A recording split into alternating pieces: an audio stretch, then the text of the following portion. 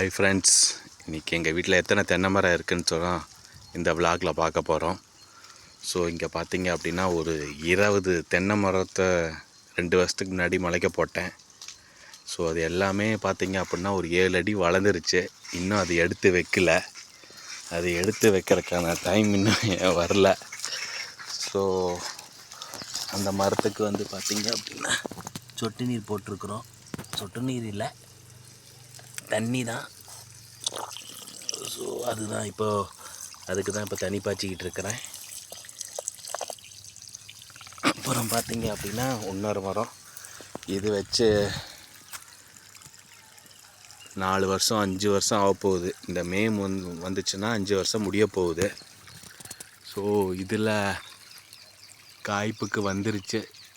So பாலை விட்டு 2 பாலை சும்மா போயிட்டு 3வது பாலையில் சில குறும்பைகள் இருக்குது. ஸோ இது ஒரு மரம். இன்னொரு மரம்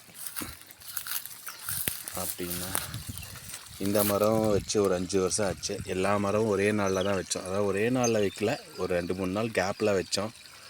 ஸோ இது இன்னும் குறும்பைக்கு வரல. ஸோ இதுக்கும் தண்ணி போயிட்டுருக்குது. இது இன்னொரு மரம். இது வச்சு 4 வருஷம் ஆச்சு. இது 2021 வச்சோம். இதில் 2 பாலகை விட்டு குறும்பைகள்லாம் வந்து விழுந்துட்டு இப்போ தான் தேங்காய் வர ஆரம்பிச்சிருக்கு. இப்போ தான் வளர்ச்சி ஆகிட்டுருக்கு. ஸோ இதுதான் எங்கள் வீட்டில் இருக்கிற தென்னை பிள்ளைகள். ஸோ இனி என்னென்ன எங்கள் காட்டில் வச்சுருக்குன்னு சொல்லிவிட்டு அடுத்த விளாக்ஸில் பார்க்கலாம். Thanks friends.